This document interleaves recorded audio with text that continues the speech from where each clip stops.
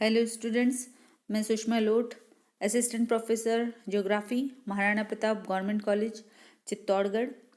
Political geography की classes में आप सभी का स्वागत है। पॉलिटिकल ज्योग्राफी के कई महत्वपूर्ण बिंदुओं पर हम अब तक चर्चा कर चुके हैं और आज की इस क्लास में हम एक नए विषय पर चर्चा शुरू करेंगे, स्टेट। आज की हमारी क्लास का जो फोकस जिस पर हम फोकस करेंगे आज की क्लास में, वो कुछ महत्वपूर्ण बिंदु हैं, जैसे definition, elements, state and society, state and nation और स्टेट एंड गवर्नमेंट। राज्य का अर्थ और परिभाषा सबसे पहले हम समझेंगे। परिभाषा समझने से पहले हम राज्य के अर्थ पर एक नज़र डालेंगे कि राज्य है क्या। एक्चुअली राज्य धरातल पर एक क्षेत्रीय इकाई है तथा इसमें निवास करने वाली जनसंख्या एक राजनीतिक प्रशासनिक संगठन से मिलकर संपूर्ण क्षेत्रीय इकाई को एक कार्यात्मक इकाई का रूप प्रदान करती है। और इसी संदर्भ में कई राजनीतिक भूगोलवेत्ताओं ने राज्य की परिभाषाएं अपने अपने शब्दों में दी हैं। कुछ भूगोलवेत्ताओं द्वारा दी गई परिभाषाओं पर हम बात करते हैं। सबसे पहले जो है पाउंड्स ने राज्य की परिभाषा अपने शब्दों में इस प्रकार दी है कि राज्य अपनी जनता द्वारा प्रभावी ढंग से संगठित किया गया एक राजनीतिक क्षेत्र है जिसकी अपनी सरकार होती है और उस क्षेत्र पर उसका शक्तिशाली नियंत्रण होता है। इसी तरीके से गार्डनर ने राज्य की परिभाषा कुछ इस प्रकार दी। उनके अनुसार राज्य न्यूनाधिक बहुसंख्यक लोगों का ऐसा समुदाय है जो स्थायी रूप से एक निश्चित भूभाग पर निवास करता है, बाह्य नियंत्रण से अलग और लगभग या सर्वथा स्वतंत्र हो, और जिसकी एक ऐसी संगठित सरकार हो जिसके आदेशों का उसके निवासियों द्वारा पालन किया जाता हो। इसी प्रकार लास्की ने भी राज्य की परिभाषा कुछ इस प्रकार दी है। उनके अनुसार राज्य मात्र एक क्षेत्र अथवा क्षेत्र में रहने वाले व्यक्तियों से निर्मित नहीं है, बल्कि यह एक अत्यंत जटिल संगठन है जिसमें क्षेत्र, मनुष्य एवं उसका आपसी संबंध सम्मिलित रूप से एक इकाई बनाते हैं, जिसका एक व्यक्तित्व एवं चरित्र होता है जो अन्य सभी राज्यों से अलग विशिष्ट स्वरूप का होता है। तो राज्य की विभिन्न भूगोलवेत्ताओं द्वारा, राजनीतिक भूगोलवेत्ताओं द्वारा परिभाषाएं दी गई हैं। अब हम राज्य के कुछ महत्वपूर्ण आवश्यक बिंदुओं पर चर्चा करते हैं। अगर राज्य के आवश्यक बिंदुओं पर हम या राज्य के आवश्यक तत्वों पर हम चर्चा करें तो राज्य के आवश्यक तत्वों का विभाजन दो आधारों पर किया गया है। पहला है फिजिकल बेस्ड और दूसरा है पॉलिटिकल बेस्ड। फिजिकल बेस्ड पर अगर हम देखें तो राज्य को पॉपुलेशन और टेरिटरी के आधार पर दो तत्वों को हम अध्ययन करेंगे, और इसी तरीके से पॉलिटिकल बेस्ड को ध्यान में रखते हुए हम राज्य के गवर्नमेंट और सॉवरेनिटी तत्व पर चर्चा करेंगे। तो सबसे पहले हम राज्य के आवश्यक तत्वों में से सबसे महत्वपूर्ण तत्व यानी कि जनसंख्या पर बात करते हैं। जनसंख्या। जनरहित भूभाग में राज्य की कल्पना असंभव है।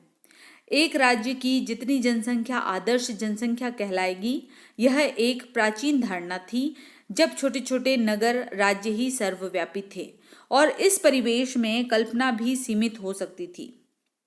प्लूटो ने किसी राज्य की वयस्क जनसंख्या 5040 बताई थी, जबकि अरस्तु ने राज्य में 100 व्यक्तियों को कम बताया और 10,000 व्यक्तियों को अत्यधिक।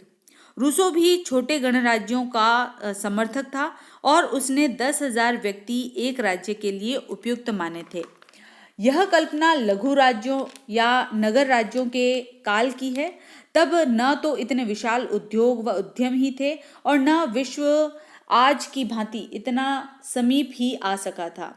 आज वातावरण भिन्न है और बड़े राज्यों की कल्पना में अधिक विकास व जन कल्याण संभव माना जाता है। चीन व भारत आज विश्व की सर्वाधिक जनसंख्या के राज्य हैं। तो Andorra, Saint Mary, Vatican City राज्य अत्यंत कम जनसंख्या के स्वतंत्र राज्य है। अब राज्य शक्ति के रूप में जनसंख्या को संख्यात्मक दृष्टि से महत्वहीन माना जाता है और जनसंख्या के गठन पर अधिक बल दिया जाता है। एक राज्य की संपूर्ण जनता का एक होना राष्ट्र हित के लिए उत्तम माना जाता है। आज बहुराष्ट्रीय राज्यों का महत्व भी कम नहीं है और राष्ट्र राज्य की संकल्पना भी बुरी नहीं है। बहुराष्ट्रीय राज्य 20वीं सदी में अधिक लाभप्रद या प्रबल सिद्ध हुए हैं। जनसंख्या के अधिक होने पर राज्य श्रेष्ठ या शक्ति संपन्न नहीं हो जाता है और उसके कम होने पर राज्य महत्वहीन या निर्बल भी नहीं होता है। अत्यधिक जनसंख्या का राज्य चीन विश्व का सबसे श्रेष्ठ शक्तिशाली राज्य भी नहीं बन सका, तो न्यूनतम जनसंख्या का राज्य आइसलैंड या माल्टा या यूनाइटेड एमिरेट्स भी विश्व राजनीतिक मंच पर न्यून महत्व का नहीं है। कम जनसंख्या के राज्य प्रथम विश्व युद्ध के पश्चात अधिक जनवृद्धि पर बल देते रहे, परंतु अब कुछ अपवाद के अतिरिक्त सभी राज्य जनसंख्या वृद्धि पर रोक लगाने के प्रबल समर्थक हैं। प्रथम विश्व युद्ध के पश्चात स्वतंत्र राज्यों की संख्या भी अधिक बढ़ी है और जनसंख्या भी, परंतु अब शिक्षा, तकनीकी व कुशल जनसंख्या के बाहुल्य के राज्यों को भविष्य के सबल राज्य माना जाने लगा है। सामान्यतया जनसंख्या की दृष्टि से वर्तमान के शक्ति संपन्न राज्य अल्प या औसत जनसंख्या के राज्य हैं और विकासशील या नवोदित राज्य जन बाहुल्य के राज्य हैं। तथापि एक भी राज्य पूर्णतः आत्मनिर्भर नहीं है। भौतिक आवश्यकताओं की बढ़ती प्रतिस्पर्धा में अधिकतम जनसंख्या को पोषित करने का अर्थ है जीवन स्तर को घटाना और इसके अभाव में अधिक जनसंख्या बढ़ाने का अर्थ है राज्य को शक्तिशाली व उन्नत राज्यों की स्पर्धा में पिछड़ा हुआ बनाना या देखना।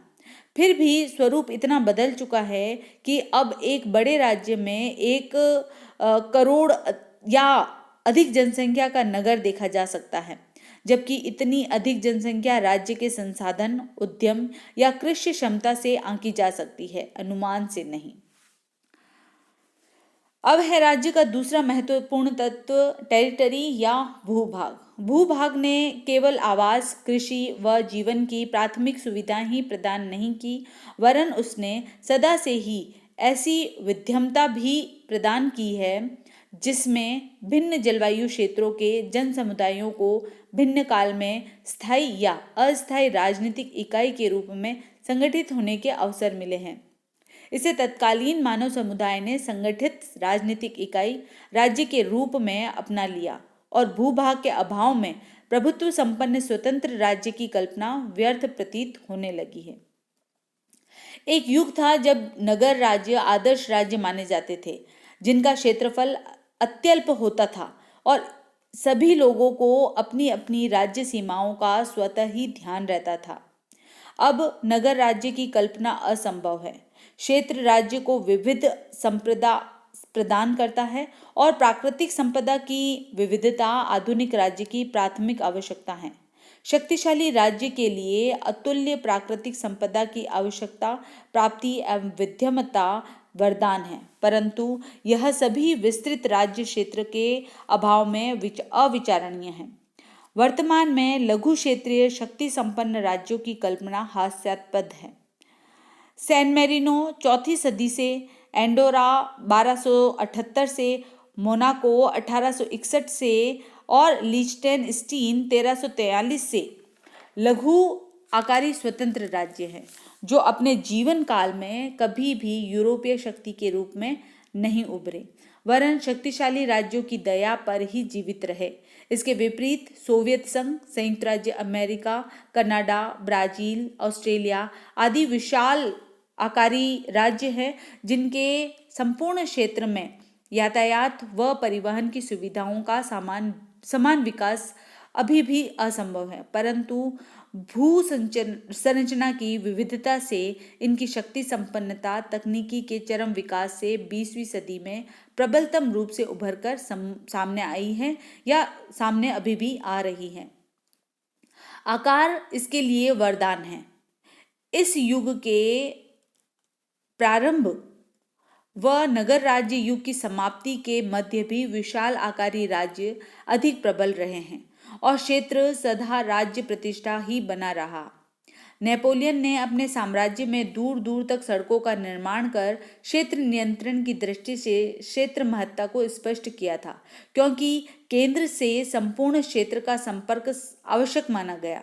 रूस व चीन ने अपने वर्तमान राजनीतिक स्वरूप के निर्माण में विशाल क्षेत्र का अत्यधिक सदुपयोग कर विश्व के अन्य किसी राज्य से सर्वाधिक लाभ उठाए हैं। रूस की शक्ति में क्षेत्र विस्तृत का सर्वाधिक योगदान है। 1942 से 45 के मध्य यही तथ्य नाजी जर्मनी के विपक्ष में था। युद्धाभ्यास व विसर्जन हेतु उपलब्ध रिक्त स्थान एक विशेषता होती है। यदि इन रिक्त स्थानों में समुचित संचार व्यवस्था व्याप्त हो तो इन क्षेत्रों का मूल्य कुछ अधिक ही होता है। भू राजनीतिक दृष्टि से रिक्त स्थल व दुर्गम क्षेत्र दायित्वपूर्ण रहे हैं और आने वाले समय में इन्हीं से राज्यों की आवश्यकताओं की संभाव्य पूर्ति की आशा है। रोम, जर्मनी और यूरोप के अन्य राज्यों ने पिछले युगों में तथा वर्तमान में चीन ने क्षेत्र विस्तार की अभिलाषा में बड़े पैमाने पर युद्ध लड़े हैं। यूरोप के राज्य इन युद्धों के परिणाम स्वरूप एक से अधिक बार छोटे बड़े बने हैं। जर्मनी ने तो राज्य को जीवित रखने हेतु अधिकतम क्षेत्र अधिकृत करने के लक्ष्य को आवश्यक राज्य नीति तक घोषित किया था, लेकिन द्वितीय विश्व युद्ध के पश्चात राज्य क्षेत्र को जनसंख्या के साथ महत्व का विषय बना दिया गया। ज्यों-ज्यों औद्योगिक विकास तीव्र गति से हुआ है, उसमें लघु क्षेत्रीय जनाधिक्य राज्यों को अधिक कठिनाइयों का सामना करना पड़ा है। राज्य का क्षेत्र सदा से राजनीति का केंद्र रहा है और इसी राजनीति से इज़राइल का जन्म हुआ। अन्यथा यहूदियों का राज्य भूमि के अभाव में प्रबलतम मांग व राष्ट्रीय तत्वों के विद्यमान होते हुए भी 1948 के पूर्व नहीं बन सका। क्षेत्र या भूमि सभी राज्यों का एक आवश्यक लक्षण है, परंतु जनसंख्या व भूमि का अंतर संबंध इतना प्रगाढ़ है कि उन्हें अलग करना असंभव है। मूडी के अनुसार राज्य में केवल भूभाग या उसमें रहने वाली जनता ही नहीं होती, वरन एक ऐसा ग्रंथिल या मिश्रित जनसंख्या संगठन जिसमें क्षेत्र जनता एवं उसके अंतर संबंध इस प्रकार स्थायी रूप से सहित रहते हैं कि एक इकाई जान पड़ती है, जिसका अपना व्यक्तित्व होता है और इसी लक्षण से वह अन्य राज्यों से भिन्न गिना जा सकता है।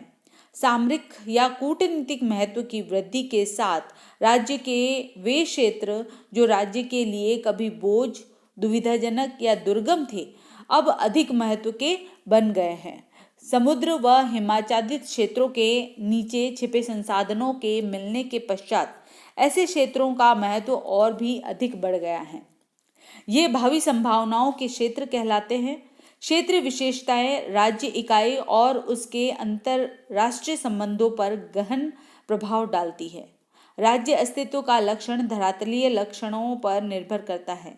राज्य का सापेक्ष स्थिति को प्रभावित करता है और प्राकृतिक संसाधन संभाव्य जनसंख्या के घनत्व और आर्थिक ढांचे से संबंधित होते हैं। ये दोनों तथ्य राज्य की आंतरिक व बाह्य नीतियों के निर्माण में प्रभावशाली योगदान प्रदान करते हैं। प्रथम विश्व युद्ध के पश्चात विश्व का संपूर्ण क्षेत्र राजनीतिक इकाइयों के रूप में निश्चित सीमाओं के साथ विभाजित हो चुका है। केवल कुछ क्षेत्रीय सीमा विवाद अपवाद अवश्य विद्यमान है और सीमा क्षेत्रों की अनिश्चितता सीमा रेखाओं के निर्धारण के पश्चात अवश्य रूप से अत्यल्प रह गई है। अब किसी राज्य सीमा क्षेत्र को अन्य राज्य इकाइयों में मिला लेना या उसे छीन लेना भी आसान नहीं है, क्योंकि सभी राज्यों के निश्चित मान्य क्षेत्रफल को प्राय सभी स्वतंत्र राज्यों की पारस्परिक समान स्तरीय मान्यता प्राप्त है। भूभाग की विस्तृति के साथ संसाधनों की विविधता की उपलब्धि राजनीतिक इकाई की महत्ता व प्रतिष्ठा की सूचक है। राज्य के आवश्यक तत्वों में तीसरा है सरकार या यूं कहें संगठन। जनता व भूभाग की भांति सरकार भी राज्य का एक आवश्यक अंग है और इसके अभाव में राज्य या राजनीतिक सत्ता का अस्तित्व कहीं भी नहीं रहा है। राजनीतिक या राजनीतिक संगठन या सरकार के माध्यम से राज्य के संकल्प बनते हैं और उनकी अभिव्यक्ति तथा पूर्ति होती है।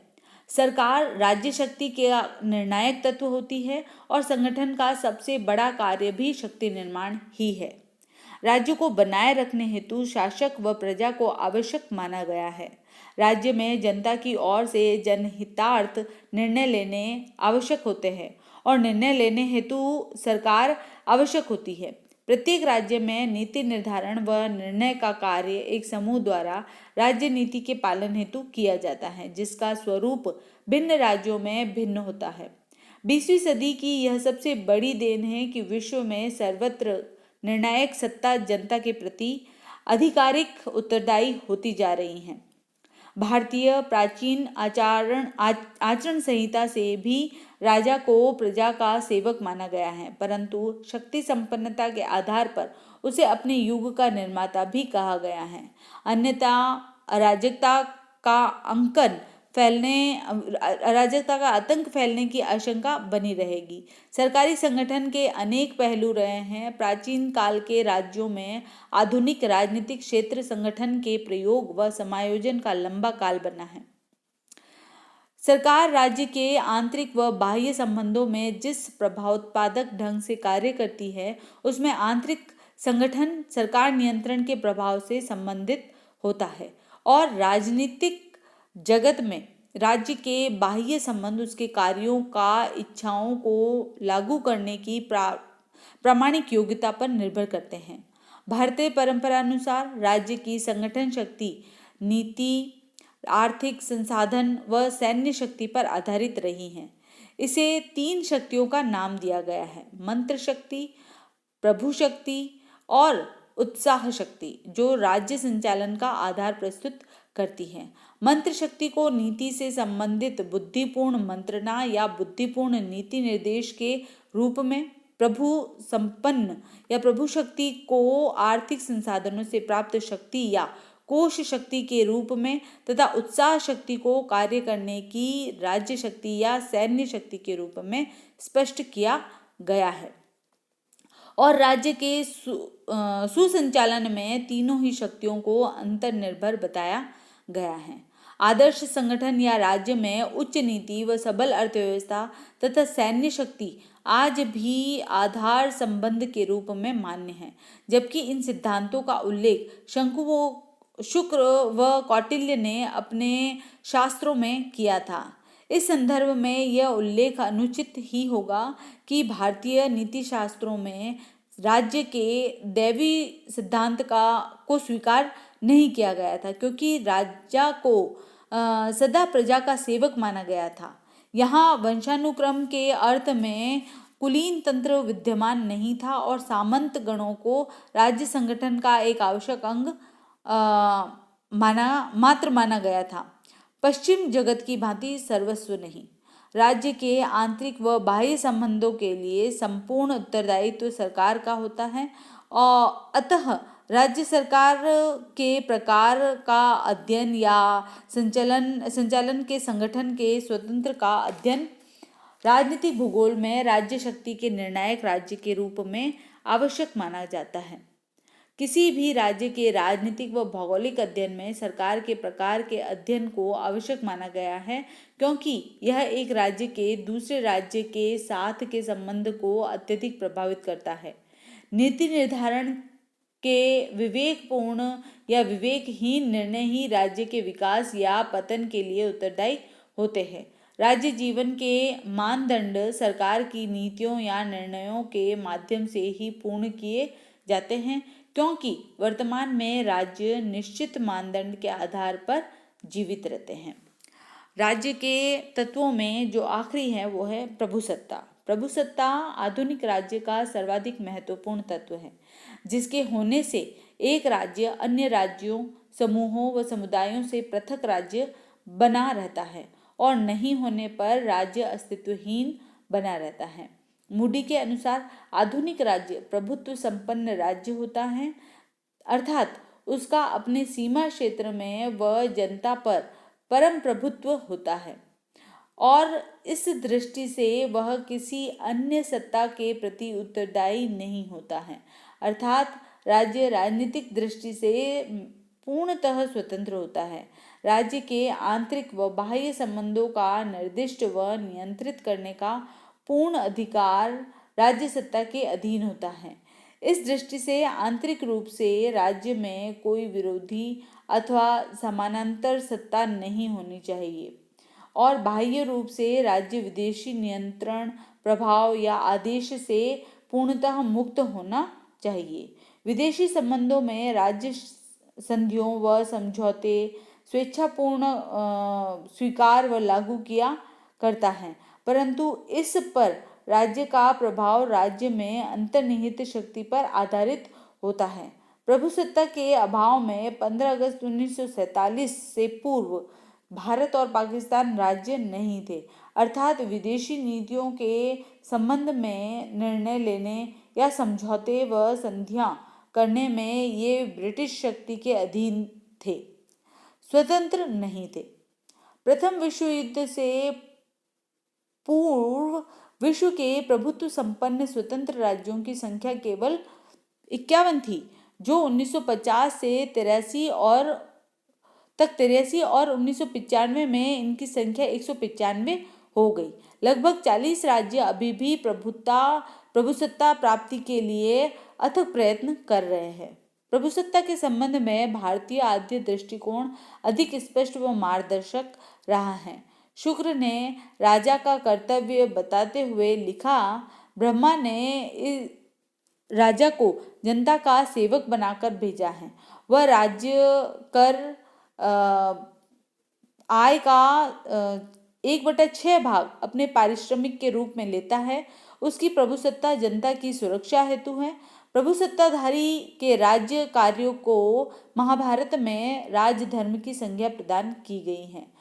उसके अनुसार लोगों की प्रभुसत्ता, सच्चाई तथा सामाजिक स्थायित्व आदि को बनाए रखना राजधर्म का प्रमुख कार्य है। प्रजा परिपालन राज्य का सर्वोपरि धर्म है। न्याय व दंड की व्यवस्था भी राजा ही इस प्रकार करता है जिससे बड़ी मछली छोटी मछली को नहीं खा सके, नीति का पालन हो सके। प्रभुसत्ता प्राप्ति हेतु अधिकांश राज्यों ने वर्षों तक कड़ा संघर्ष किया है और इस वास्तविकता को प्राप्त करने वाले देशों की संख्या अधिकाधिक होती रही है।